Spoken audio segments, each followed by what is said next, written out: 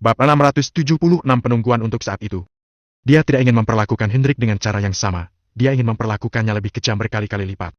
Berita mengenai kematian Tuan Muda Valentino hanya untuk membohongi kalian.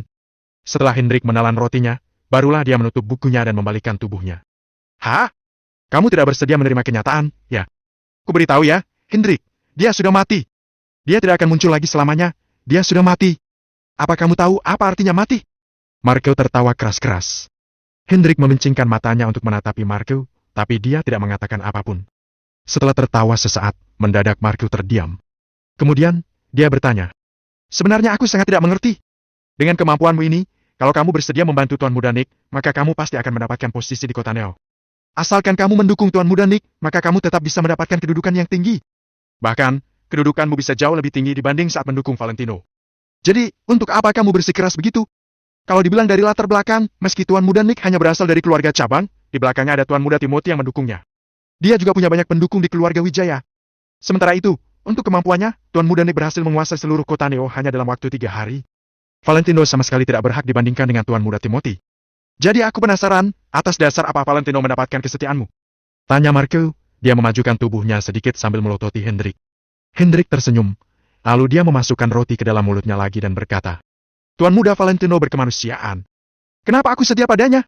Alasannya karena dia itu Tuan Muda Valentino. Tanpa penjelasan yang banyak, nama Tuan Muda Valentino itu saja sudah mengandung banyak nama. Awalnya Markel tertegun, tapi kemudian dia berteriak marah. Katamu, aku tidak berkemanusiaan. Kuberitahu ya, sebaik apapun dirinya itu, dia sudah mati. Dia tidak akan kembali lagi selamanya. Kalau kamu mau terus mengikutinya, maka ikutlah dengannya ke neraka. Setelah mengatakannya dengan penuh emosi, Markel membalikkan tubuhnya dan berjalan pergi. Namun baru melangkah beberapa langkah, mendadak Markel berhenti. Kemudian, dia membalikkan tubuhnya lagi. Baiklah, kuakui kalau aku tidak punya kemanusiaan. Memangnya apa hanya karena ini, sehingga kamu setia sekali pada Valentino itu? Tidak hanya kamu. Bahkan William dan prajurit keluarga Wijaya itu juga bersedia mengkhianati keluarga Wijaya demi Valentino. Kuakui bahwa aku salut pada kesetiaan kalian. Jadi, aku penasaran apa yang telah Valentino lakukan pada kalian. Apakah dia sudah mencuci otak kalian? Inilah pemikiran Markel yang sebenarnya. Dia benar-benar penasaran akan hal ini. Karena orang-orang yang memiliki sifat yang mirip akan berkumpul bersama. Justru karena Tuan Muda Valentino adalah orang yang sangat mementingkan kesetiaan antar sesama, karena itulah orang-orang yang setia dan menjunjung keadilan juga berkumpul di dekatnya. Sementara kalian hanyalah sekelompok orang-orang yang berkumpul demi mendapat keuntungan. Kalian itu hanya sekelompok bajingan. Hanya sekelompok bajingan. Haha. Hendrik tertawa keras-keras. Kamu? Markel menggertakkan giginya, kemudian dia menendang tubuh Hendrik. Namun, Hendrik tetap tertawa terbahak-bahak. Seolah, saat ini dia sedang melihat seorang badut. Apa kamu tahu kenapa aku tidak membuatmu kelaparan sampai mati? Markel menggertakkan giginya, kemudian dia tersenyum penuh arti. Hendrik menghentikan tawanya, kemudian menjawab. Karena kalian tidak berani melanggar perintah perkumpulan tetua, kan? Masih ada orang cerdas di keluarga Wijaya. Mendengarnya, Markel tertegun. Kemudian, tatapannya yang agak malu berubah jadi penuh emosi saat menatapi Hendrik. Lumayan, Hendrik berhasil menusuk titik lemahnya Markel. Kalau bukan karena dilarang keluarga Wijaya, sedari awal dia sudah akan membunuh Hendrik. Dalam waktu beberapa bulan ini, Nick sudah menduduki puncak kota Neo dengan stabil. Bahkan, mereka tidak takut jika para pekerja itu benar-benar mogok kerja. Jadi, para pekerja itu tidak akan bisa mengancam mereka. Satu-satunya hal yang menghalangi mereka adalah larangan dari perkumpulan tetua keluarga Wijaya. Kamu salah, jawab Markel, dia berusaha menyangkalnya. Aku tidak membuatmu mati kelaparan agar aku bisa melihat baik-baik kondisimu yang penuh penderitaan ini. Kalau di dunia ini benar-benar ada roh, maka dirimu yang setia itu pasti menderita dan sedih sekali saat mengetahui Tuan Muda Valentino yang kamu angkat-angkat itu masuk ke neraka, kan? Hei, tidak. Hendrik menggeleng-geleng, kemudian dia berkata penuh arti. Semua yang dilakukan pasti akan ada hasilnya. Semua harapan pasti bisa terkabulkan. Hah? Kalau begitu, aku mau kamu melihat sendiri seberapa baik hidupku dan Tuan Muda Nick ke depannya.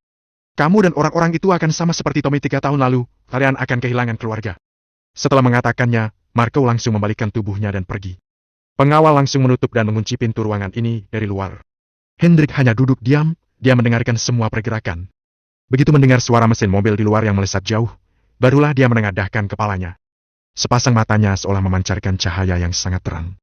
Semua harapan pasti akan menjadi kenyataan. Semua kesulitan yang dihadapi hanya demi menunggu saat-saat itu. Gumam Hendrik pada dirinya sendiri, lalu dia menoleh melihat jam dinding. Hanya 1 menit lagi sudah jam 12 malam. Hendrik langsung bangkit dan memindahkan ranjang kecilnya dengan gerakan yang dipelankan. Dia menahan pintu ruangan dengan ranjangnya. Sepanjang proses ini, dia tidak mengeluarkan bunyi sedikit pun. Jadi, orang di luar sama sekali tidak menyadari gerakan Hendrik. Kemudian, Hendrik melangkah ke sudut di bawah ranjang. Dia mengulurkan tangannya dan mencopot dua batu bata, kemudian mengeluarkan sebuah kantong plastik hitam dari dalamnya. Saat kantong plastik itu dibuka, ternyata isi di dalamnya adalah ponsel tebal yang sudah sangat tua. Ponsel itu tidak memiliki banyak fitur, tapi waktu keaktifan ponsel itu sangat panjang. Di samping juga ada charger dan 6 buah baterai yang isinya sangat besar. Zaman sekarang sudah jarang ada ponsel semacam ini. Hendrik melihat ke arah jam dinding lagi. Sekarang sudah jam 12 malam. Hendrik segera mengaktifkan ponsel itu. Dia menggenggamnya erat-erat sambil memejamkan mata dan menunggu dalam diam. 1 menit, 2 menit, 4 menit berlalu. Hendrik yang mulanya sangat berharap, sekarang jadi dipenuhi kekecewaannya.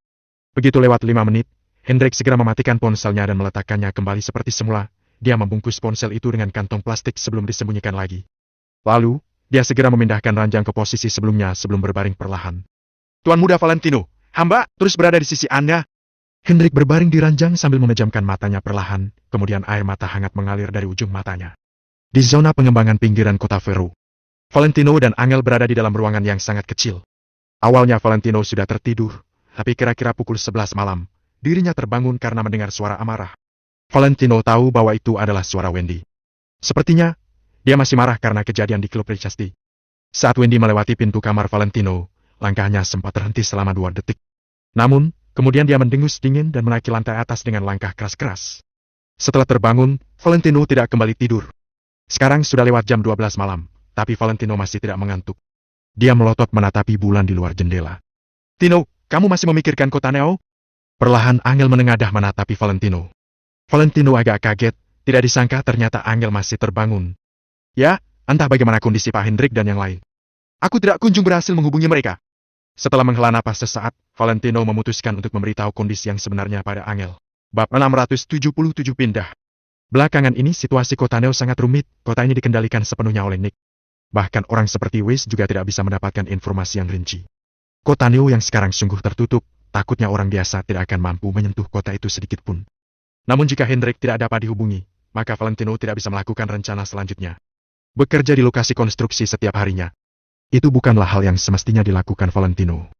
Dia mengemban terlalu banyak harapan. Tino, bagaimana kalau aku kembali ke kota Neo diam-diam untuk membantumu mencari informasi?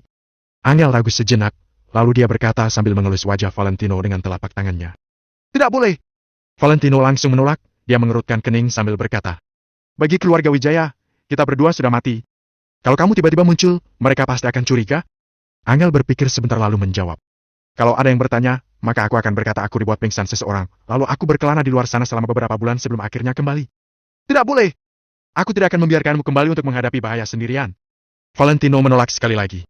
Aku ingin melakukan sesuatu untukmu. Angel masih ingin mengatakan sesuatu, tapi Valentino menutup mulutnya dengan lembut. Kalau memang dibutuhkan dan ada kesempatan yang tepat, aku akan mengatur seseorang untuk kembali, kamu tidak perlu khawatir. Ujar Valentino dengan lembut. Baiklah. Angel mengangguk dan tidak lagi bersikeras tentang hal ini. Tapi apa kamu punya kenalan di sini? Tanya Angel lagi. Tentu saja, bukankah Pak Hendrik sudah bilang? Tidak perlu khawatir, orang baik punya teman di mana-mana. Valentino berpura-pura tersenyum bangga. Kalau begitu aku percaya padamu. Angel menjulurkan kepalanya untuk mencium sudut mulut Valentino. Aku akan mengikuti perkataanmu, besok kita pergi ke tempat kerabatmu dulu. Lalu saat KTP sudah selesai diurus, kita ganti pekerjaan dan pindah rumah. Tapi aku harus memberitahumu satu hal. Valentino berpikir sebentar sebelum menjawab. Apa? Tanya Angel. Aku mungkin tidak akan bekerja lagi untuk beberapa waktu ke depan. Valentino merasa tidak berdaya. Dulu saat dia tinggal di keluarga Kusuma selama 3 tahun, karena dia tidak bekerja sepanjang hari dan menumpang dan makan di rumah mereka sambil bermalas-malasan, maka dia dianggap sebagai sampah yang tidak bisa apa-apa. Namun seiring berlalunya waktu, dirinya masih juga tidak bisa bekerja. Hal ini membuat Valentino merasa tidak berdaya. Namun apa daya? Jika dia ingin membuat rencana, maka perhatiannya tidak boleh terpecahkan karena hal lain. Tidak apa-apa, sekarang aku mengerti. Kamu perlu melakukan hal yang lebih penting. Kalau aku bekerja di perusahaan besar, maka gajinya pasti cukup untuk pengeluaran kita berdua. Angel merasa percaya diri karena dia pernah menjabat sebagai CEO di perusahaan yang bernilai 1 miliar. Baik. Valentino memeluk Angel, kemudian dia membenamkan kepalanya di rambut Angel yang cantik, dan mencium aroma rambutnya yang menenangkan hati. Kita pindah besok, akhirnya kita bisa meninggalkan tempat ini. Angel berbisik dengan suara yang kecil. Akhirnya dia tidak akan diganggu lagi oleh orang-orang tempat ini. Keesokan harinya, Angel dan Valentino bangun pagi-pagi sekali. Lalu mereka mulai berkemas setelah sarapan. Dengan adanya kesempatan untuk pindah, Angel tidak ingin tinggal di sini lebih lama lagi. Meski Valentino tidak ingin bertemu dengan kerabat Angel, dia tetap memutuskan untuk pergi bersamanya demi membuat Angel bahagia. Mendengar suara kasak-kusuk dari kamar Angel dan Valentino, beberapa penghuni kediaman jadi sangat curiga. Kak Fabio si penyewa rumah ini langsung datang. Apa yang kalian lakukan di dalam? Kalian mau merobohkan rumahku, ya? Teriak Kak Fabio sambil mengetuk pintu keras-keras. Setelah beberapa saat, Valentino membuka pintu dengan wajah dingin dan berkata, "Kami pindah hari ini. Sewa kamar ini kami akhiri." Melihat kemunculan Valentino, tanpa sadar Kak Fabio mundur selangkah. Setelah dia tersadar, mendadak dia berteriak, "Mengakhiri sewa!" Namun Valentino tidak lagi memedulikannya. Dia berbalik masuk ke kamar dan terus berkemas. Dia bukannya mencuri atau merampok, jadi dia tidak perlu menutup pintu. "Apa maksudmu? Kamu kira kamu bisa mengakhiri sewa seenaknya? Aku harus sewakan pada siapa sekarang?" Ujar Kak Fabio sambil menggertakkan giginya. Para penghuni kediaman pun berkumpul perlahan. Mereka tidak menyangka Angel benar-benar akan pindah.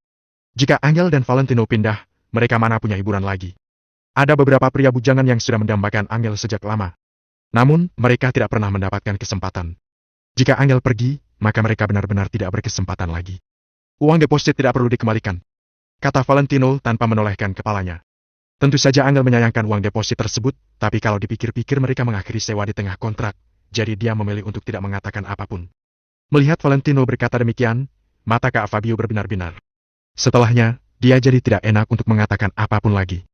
Wendy sedang beristirahat di rumah. Saat ini dia berdiri di lantai 2 dan melirik sekilas ke arah mereka. Dia langsung mengeluarkan ponselnya dan berjalan masuk ke rumahnya sambil mendengus dingin. Waktu kerjanya itu malam hari, jadi tentu saja dia punya banyak waktu istirahat di siang hari. Para penghuni kediaman memperdebatkan sesuatu di halaman. Sesekali mereka akan menunjuk ke arah Valentino. Valentino dan Angel tidak peduli, mereka mengemas barang-barang secepatnya. Sebenarnya tidak banyak yang harus dikemas, hanya beberapa pakaian dan barang-barang kebutuhan sehari-hari. Angel bahkan tidak punya satu pun kosmetik. Satu koper besar bisa menampung semua pakaian mereka berdua dan juga barang-barang lain. Yang tersisa hanyalah kotak penyimpan mainan Valentino. Angel tidak akan meninggalkan benda ini, dia segera membungkuk dan mengeluarkan kotak penyimpanan mainan dari bawah ranjang. "Loh, Tino, apa ini?" Angel mengeluarkan sebuah kotak kecil yang indah, kemudian dia menggoyangkannya beberapa saat. "Kotak ini lumayan berat." "Itu." Valentino tertegun sesaat, kotak itu adalah kotak dari Wish yang dititipkan pada Deska untuk diberikan padanya. Katanya ada satu set kosmetik dan beberapa barang yang dibutuhkan Valentino di dalamnya. Kemarin Valentino bingung apakah dia harus menerimanya atau tidak, jadi dia tidak memberitahu Angel. "Itu adalah barang-barang kecil yang aku beli, bawa saja. Kita bicarakan setelah sampai di tempat baru," jawab Valentino setelah berpikir sejenak. Angel mengangguk dan membawa kotak kecil serta kotak mainan itu. Tentu saja, Valentino membawa koper yang paling besar. "Ayo pergi." Saat Angel berjalan ke pintu, dia melihat sekeliling ruangan. Setelah memastikan tidak ada barang yang tertinggal, dia berjalan keluar tanpa ragu sedikit pun.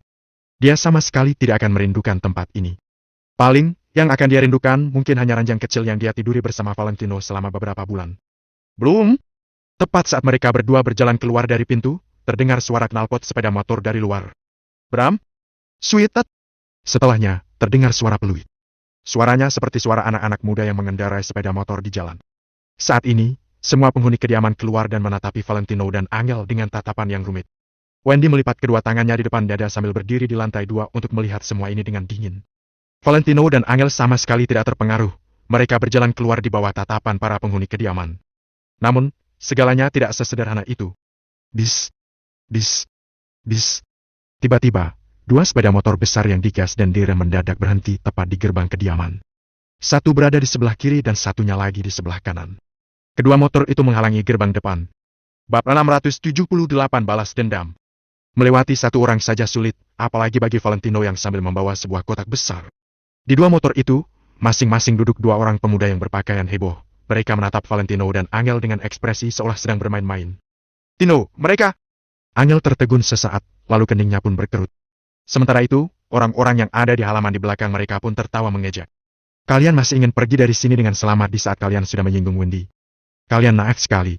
Valentino juga berpikiran seperti itu, jadi dia menoleh menatap Wendy dengan wajah tanpa ekspresi. Wendy balas menatap Valentino dengan tatapan mengejek. "Kamu mau mencari masalah untuk dirimu sendiri?" Tanya Valentino sambil menatap Wendy yang ada di lantai 2. Wendy mencibir lalu berkata, "Kamu pikir kamu siapa? Berani-beraninya kamu bicara seperti itu padaku? Kamu punya hak apa mengataiku mencari masalah untuk diriku sendiri?" Valentino mengerutkan keningnya. Apa Wendy sudah lupa tentang kejadian kemarin malam? Jangan-jangan Wendy merasa dirinya lebih hebat daripada bos besar seperti Deska Pureman. Atau jangan-jangan Wendy justru tidak tahu siapa itu Deska Pureman karena Deska sudah lama meninggalkan kehidupan gelapnya yang dulu. Apa lihat-lihat?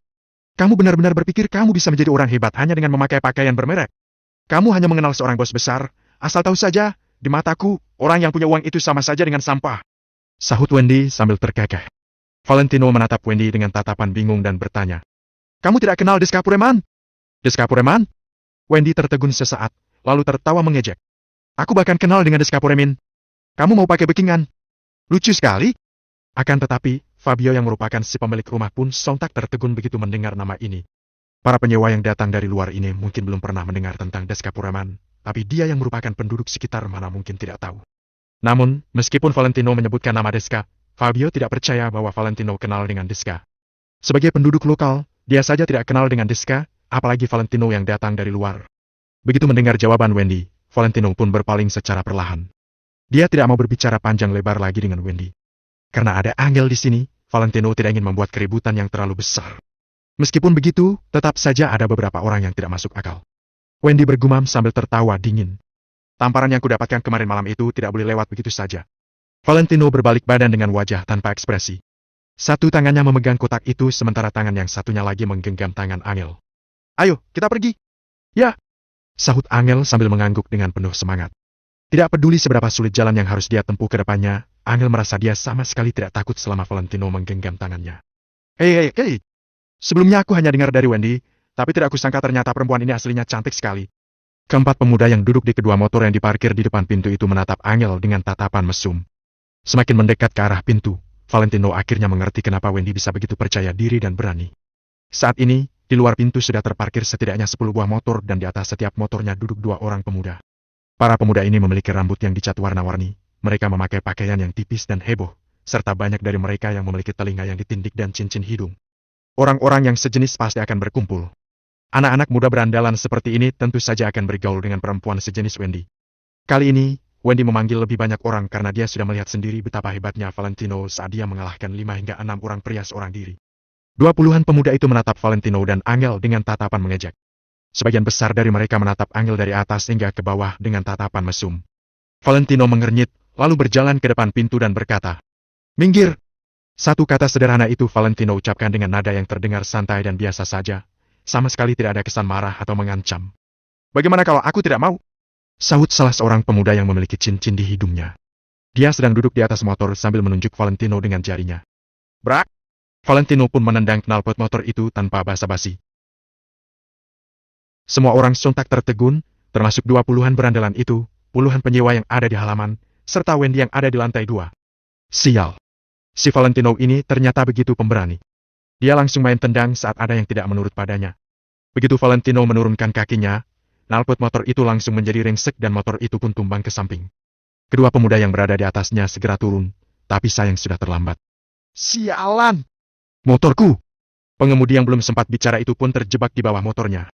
Kaki kiri kedua pemuda itu terjepit di bawah motor, mereka pun menjerit kesakitan.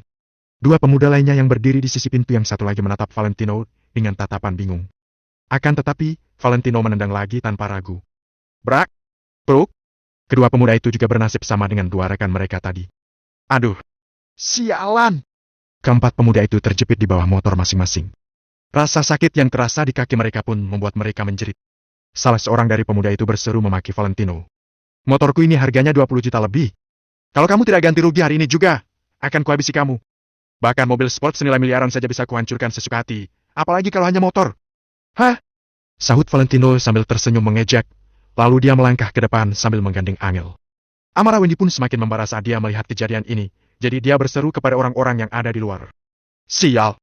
Hajar dia sampai mampus! Habisi dia! Sambil berseru, Wendy buru-buru menuruni tangga dan berlari keluar. Puluhan penyewa lainnya yang ada di halaman pun saling berpandangan, lalu berjalan keluar mengikuti Wendy untuk menonton keributan yang terjadi. Valentino sendiri sama sekali tidak takut. Dia bahkan berani menyerang lebih dulu meskipun lawannya adalah berandalan yang berjumlah 20-an orang. Dia benar-benar tidak takut mati. Shoot, shoot, shoot! Para berandalan itu turun dari motor masing-masing secara serempak, lalu mengepung gerbang. Tino! Angel meremas telapak tangan Valentino. Tidak usah takut, tunggu saja aku di sini. Valentino meletakkan kotak yang dia pegang secara perlahan, lalu melangkah keluar dari halaman. Dia berjalan tanpa ragu atau rasa takut sama sekali meskipun lawannya berjumlah lebih dari 20 orang. Wendy berjalan melewati sisi Angel dan mencibir. Lihat saja bagaimana adik laki-lakimu itu mati nanti. Hehehe, Angel, nanti setelah adik laki-lakimu dihajar sampai jadi idiot, tidak ada lagi yang akan melindungimu. Siapa bilang? Aku bersedia melindungi Angel. Aku juga bisa melindunginya di malam hari dengan terus berada di sisinya. Beberapa pria bujang bahkan mengucapkan kata-kata yang bersifat tidak sopan kepada Angel. Valentino sudah mengingat beberapa orang itu dalam hatinya. Dalam sekejap, 20-an orang sudah berdiri bersama dan berjalan menghampiri Valentino secara perlahan. Ekspresi mereka terlihat mengejek. Wendy juga membawa orang-orang dari halaman untuk berdiri di depan pintu gerbang dan menatap Valentino sambil tertawa dingin. Memangnya kenapa kalau Valentino bisa mengalahkan 5-6 orang sendirian? Dia pasti tidak akan sanggup melawan 20-an berandalan yang sudah sering berkelahi. Valentino berdiri diam di tempatnya dengan ekspresi datar. Shoot! Tiba-tiba, kerumunan orang itu pun terbelah lalu seorang pemuda yang mengenakan rompi koboi dan memiliki tindikan di telinganya berjalan keluar sambil membawa sebuah tongkat besi yang berkilauan di atas bahunya. Bab 679 bagaikan harimau yang menyerbu kawanan domba. Begitu melihat pemuda itu keluar, orang-orang yang tinggal di sana pun terkejut. Wendy bahkan memanggil dia ke sini.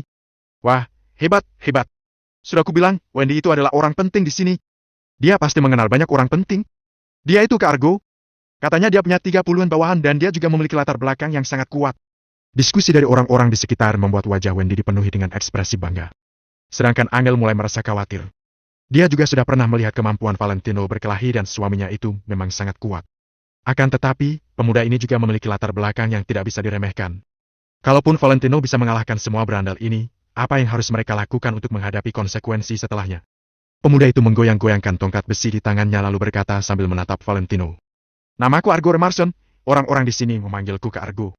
Valentino hanya menatap Argo dengan ekspresi datar seolah-olah dia tidak mendengar kata-kata pemuda itu barusan. Kenapa? Kamu tidak punya nama? Cibir Argo.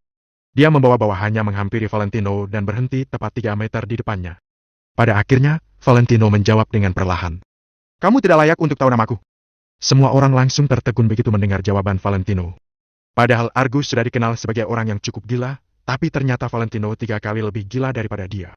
Para berandal pun menunjuk ke arah Valentino dan memaki. Bangsat, untuk apa kamu sok hebat begitu? Kubunuh kamu. Raut wajah Argo pun berubah serius. Bocah, akan kuberi kamu satu kesempatan. Berlututlah meminta maaf kepadaku sekarang dan aku akan mengizinkanmu menyimpan sebelah kakimu. Semua orang pun menatap Valentino dengan tatapan mengejek. Siapapun bisa mengucapkan kata-kata yang kejam. Kamu bisa membuat keributan, tapi apa kamu bisa menyelesaikan masalahnya dengan damai? Omong kosongmu banyak sekali.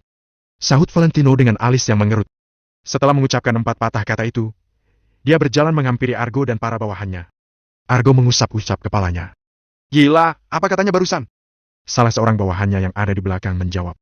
Kak Argo, dia bilang kamu banyak omong kosong. Semua orang kembali tertegun. Valentino itu bermaksud mau memulai duluan. Dia bisa-bisanya mau menyerang duluan menghadapi 20-an orang itu. Di saat semua orang masih kebingungan, Valentino sudah sampai di depan Argo dan mereka berdua pun saling bertatapan. Bangsat! Argo membuka mulutnya hendak memaki. Pruk! Valentino melayangkan tinju kanannya tanpa ragu dan memukul tepat di pipi Argo. Bu! Satu tinju Valentino itu tepat mengenai Argo dan langsung membuatnya terjatuh ke samping. Gila! Semua orang yang berkerumun menonton pun berseru kaget secara serempak. Valentino ini sudah gila, ya. Dia bisa-bisanya benar-benar menyerang duluan. Sialan! Berani-beraninya kamu memukul Kak Argo? Habisi dia. Hajar dia. Pukuli dia sampai mampus. Para pemuda yang dibawa oleh Argo langsung tersadar kembali dan mengumpat sambil menunjuk ke arah Valentino. Kemudian, 20-an berandal pun menerjang maju ke arah Valentino seolah-olah mereka adalah sekawanan anjing gila. Aura membunuh terpancar dari tubuh mereka semua. Saat melihat orang-orang itu, Valentino mendadak merasa bahwa dia harus lebih banyak berinteraksi dengan Reis dan meminjam kekuatannya. Kalau tidak, para berandal rendahan ini akan sangat mengganggu dan malah menjadi penghalang besar bagi rencananya. Valentino menggeleng-gelengkan kepalanya secara perlahan, lalu tiba-tiba mencondongkan tubuhnya ke depan dan ikut menerjang maju ke arah para berandal itu dengan gerakan seperti seekor kelinci. Valentino sama sekali tidak berniat untuk mundur, dia terus menyerang tanpa ragu. Saat ini, keberanian yang ditunjukkan oleh Valentino sudah cukup untuk membuat para penyewa pria lainnya merasa malu. Di detik berikutnya, mereka tercengang melihat kekuatan Valentino. Kalau dipikir dengan logika, satu orang yang menerjang masuk ke kerumunan 20 orang seharusnya akan dihajar sampai mati dalam waktu kurang dari 30 detik, kan? Bagaimanapun juga, ini adalah kehidupan nyata, bukan sinetron. Akan tetapi, meskipun ini di dunia nyata, Valentino justru menunjukkan adegan yang hanya muncul di sinetron. Dia menerjang masuk ke kerumunan lawannya seorang diri, tapi dia sama sekali tidak dipukul jatuh dalam sekejap. Sebaliknya, dia malah menghajar orang-orang di sekelilingnya. Adegan ini membuat orang-orang yang melihatnya merasa seperti sedang menonton seekor harimau yang menyerbu masuk ke kawanan domba. Gerakan Valentino sangat cepat dan kuat, membuat siapapun yang melihatnya tercengang. Sementara itu, para berandal yang langsung terlibat pun mengeluh dalam hati. Jelas-jelas mereka dulu yang melancarkan tinju, tapi Valentino tiba-tiba menendang mereka dari samping sebelum tinju mereka bisa mendarat di tubuh Valentino. Tendangan Valentino itu membuat tubuh mereka kehilangan keseimbangan dan akhirnya jatuh ke tanah. Peruk! Valentino tidak menghindar dari serangan orang-orang ini. Dia melancarkan tinjunya dan kepalan tangannya pun bertubrukan dengan tinju salah seorang berandal. Aduh! Berandal itu sontak membelalakan matanya dan tubuhnya terdorong mundur beberapa langkah. Rasa sakit yang tajam menjalari kepalan tangannya. Sedangkan Valentino sama sekali tidak terpengaruh. Dia melayangkan sebuah tamparan kepada salah seorang berandal menggunakan punggung tangannya dan menghasilkan bunyi plak yang nyaring. Berandal yang tadinya hendak menyerang Valentino itu pun seketika termangu di tempat, darah menyembur dari lubang hidungnya. Satu tamparan Valentino itu hampir membuat si berandal tadi gegar otak. Dalam waktu kurang dari 1 menit, Valentino berhasil menghajar lebih dari 10 berandal. Hal itu berarti 2 buah tinju Valentino bisa menjatuhkan seorang berandal setiap 5 detik. Sebagian besar dari mereka tumbang karena tamparan Valentino. Valentino merasa bahwa berhadapan dengan sekelompok orang ini benar-benar sangat membuang waktu. Dia melancarkan satu tamparan kepada lawannya dan membuat kepala lawannya terasa berdengung.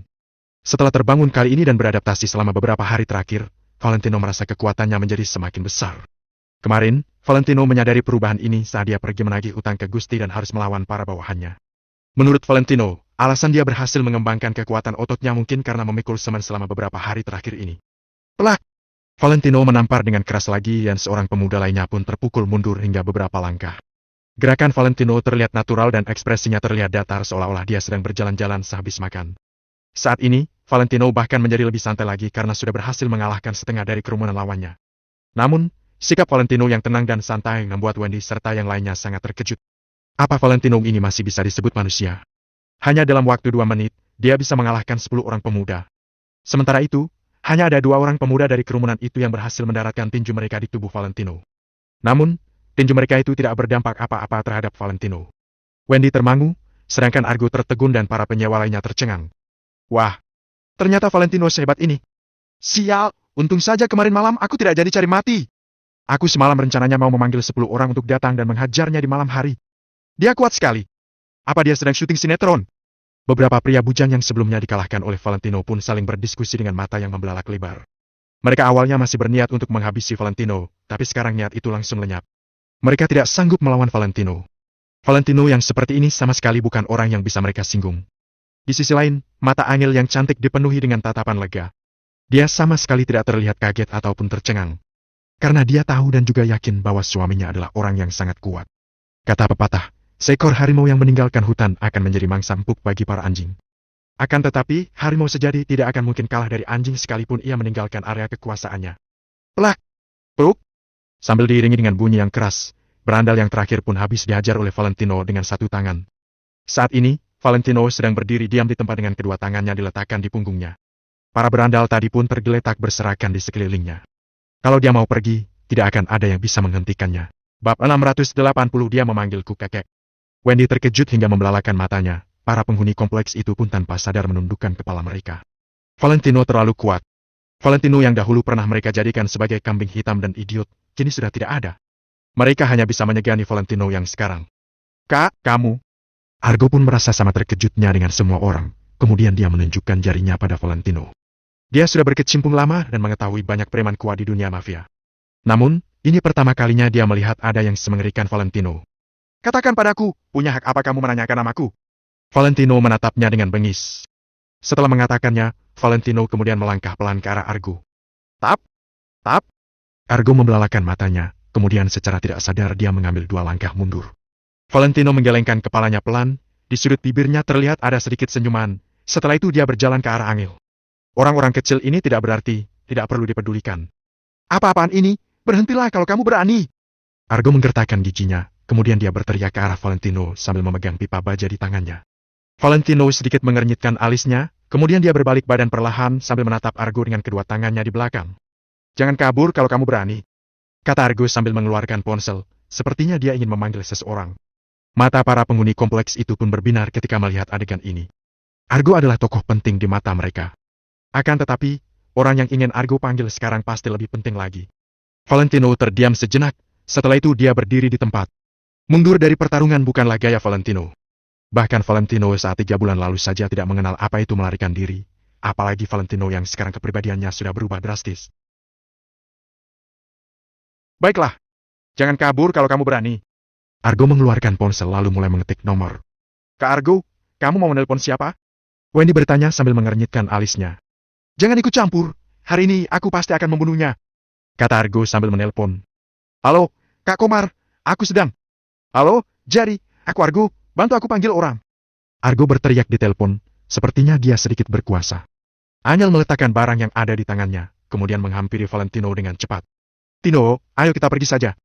Dia adalah preman di sekitar sini. Kita tidak perlu menghabiskan waktu kita dengannya di sini. Lagi pula nanti juga kita tidak akan berurusan dengannya. Angel menarik lengan baju Valentino. Setelah berpikir sejenak, Valentino menganggukkan kepalanya, kemudian bersiap meninggalkan tempat itu bersama Angel. Lagi pula orang-orang seperti Argo itu sama sekali tidak bisa dihentikan. Mereka akan melakukan semua hal sesuka hati mereka. Bukannya tadi kamu sangat berani? Kenapa? Sekarang kok malah mau kabur? Wendy langsung mencibirnya. Para penghuni kompleks pun mencibirnya lagi. Valentino memang jago berkelahi, tetapi dia hanya berani dengan anak-anak muda. Sekarang ketika Argo memanggil orang yang lebih jago untuk datang ke sini, bukankah nyali Valentino langsung menciut? Tino, tidak usah pedulikan mereka, ayo kita pergi saja. Angel menarik Valentino untuk mengambil barang, dia benar-benar ketakutan. Meskipun Valentino kuat, tetap saja dia hanya orang biasa. Karena 20 orang tidak dapat menghentikan Valentino, maka Argo pasti memanggil 40 orang untuk datang atau bahkan lebih banyak lagi. Hingga saatnya tiba, Valentino pasti akan menderita. Valentino tampak tidak peduli dengan pandangan semua orang terhadapnya lalu mengikuti Angel untuk mengambil barang. Orang punya utang harus dibayar. Lain hari, aku akan datang menagih utang kalian. Valentino melirik para penghuni kompleks sekilas, kemudian berputar badan hendak pergi. Beberapa penghuni kompleks ingin mencoba menghentikan Valentino, tetapi setelah ragu sejenak, mereka tetap tidak berani melakukannya. Pengecut, kalau kamu memang benar-benar berani, jangan kabur. Argo memarahi Valentino di antara jeda teleponnya. Kalau Valentino pergi sekarang, bukankah sia-sia dia menelpon semua orang? Termasuk biaya perbaikan motor yang juga harus mereka bayar sendiri. Namun, sekarang dia sudah tidak berani menghalangi Valentino lagi, dia hanya berani memaki. Valentino melirik Argo sekilas, kemudian dia menarik pandangannya hendak pergi. Akan tetapi, Argo malah menelpon seseorang lagi. Halo, Kak Jamal, aku Argo, benar, aku ingin memintamu melakukan sesuatu. Setelah telepon bersambung, seketika Argo langsung mengubah sikapnya, wajahnya penuh senyuman, bahkan tubuhnya juga sedikit membungkuk. Valentino, kalau kamu seorang pria, jangan kabur. Wendy berteriak dengan wajah yang masam ketika melihat Valentino dan Angel hendak pergi. Valentino yang awalnya akan pergi, ternyata benar-benar menghentikan langkahnya. Hal ini sontak membuat Wendy sedikit tercengang, apakah kata-katanya mempan. Namun, Valentino tidak melirik Wendy. Dia malah berbalik badan untuk melihat Argo. Apakah Kak Jamal yang kamu sebut tadi Jamal Prasetyo? Valentino bertanya pelan. Argo yang sedang menelpon langsung tercengang setelah mendengar apa yang dikatakan Valentino. Kemudian dia berteriak sambil menutup pengeras suara ponselnya. Omong kosong? Di zona pengembangan daerah perbatasan Kota Fero ini, siapa lagi yang berani dipanggil sebagai Kak Jamal kalau bukan dia? Jamal Prasetyo, itu Kak Jamal. Penguasa zona pengembangan daerah perbatasan yang belakangan ini menjadi pusat perhatian. Argo benar-benar mengenal Kak Jamal. Keren. Habislah sudah Valentino. Siapa yang tidak mengenal Jamal Prasetyo, tokoh penting jalanan yang sesungguhnya? Anak buahnya ada ratusan orang. Setiap kali keluar rumah selalu berbondong-bondong. Angel semakin merasa khawatir ketika mendengar perbincangan orang-orang di sekitar. Namun saat ini Wendy mengernyitkan alisnya, hatinya tiba-tiba merasa sedikit cemas. Kak Jamal. Dengan posisi Wendy yang sekarang, jelas dia tidak layak berteman dengan tokoh penting ini. Akan tetapi, Wendy tahu kalau pria botak yang berada di kantor pusat perdagangan Shailendra kemarin malam itu adalah Jamal Prasetyo. Ngomong-ngomong, bukankah kemarin malam Jamal membuat perhitungan dengan Valentino? Akan tetapi, kenapa Valentino sekarang baik-baik saja? Ketika Deska melakukan tugasnya pada saat itu, dia mengusir Kak Feni dan yang lainnya untuk keluar. Jadi Wendy tidak tahu pasti apa yang terjadi di dalam ruangan itu. Setelah Jamal keluar dari ruangan bersama anak buahnya, dia pergi meninggalkan kantor pusat perdagangan Shailendra tanpa sepatah kata pun. Jangan-jangan teman kaya Valentino itu mengenal Jamal. Sehingga tidak ada perselisihan besar di antara keduanya. Semakin berpikir, semakin Wendy merasa ada kemungkinan seperti itu. Melihat wajah Valentino yang tenang membuat Wendy semakin yakin kalau tebakannya benar. Baiklah, Kak Jamal. Kakak tidak jauh dari sini, kan? Argo berbicara sambil menganggukkan kepala dan membungkukkan badannya di telepon. Kalau itu Jamal Prasetyo. Valentino berhenti sejenak, kemudian berbicara lagi. Kamu tidak perlu menelponnya, kalau dia melihatku mungkin dia akan memanggilku kakek. Seketika semua orang dibuat tercengang mendengar perkataan Valentino. Baik Argo maupun Wendy, bahkan Angel sekalipun, semuanya menjadi bingung. Tadi Wendy masih bertanya-tanya apakah Valentino mengenal Jamal Prasetyo. Sekarang setelah mendengar perkataan Valentino, dia pun menyingkirkan pemikiran itu. Bahkan jika Valentino dan Jamal memiliki hubungan yang baik sekalipun, dia tidak akan berani membuat lelucon seperti ini. Dasar bodoh! Si bodoh dengan catatan kriminal. Kak Jamal memanggilnya kakek. Apa-apaan? Baru tahu aku. Jadi orang harus tahu diri. Seperti apa yang dikatakan pepatah, sudah banyak laga, mukanya masih bisa begitu bangga. Kak Jamal pasti akan mengulitinya karena perkataan ini. Para penghuni kompleks menertawakan Valentino tanpa menutupinya sedikit pun. Bahkan Angel pun merasa sedikit khawatir. Maka dari itu dia menarik lengan Valentino. Dalam hatinya dia berpikir, apakah penyakit Valentino kambuh lagi?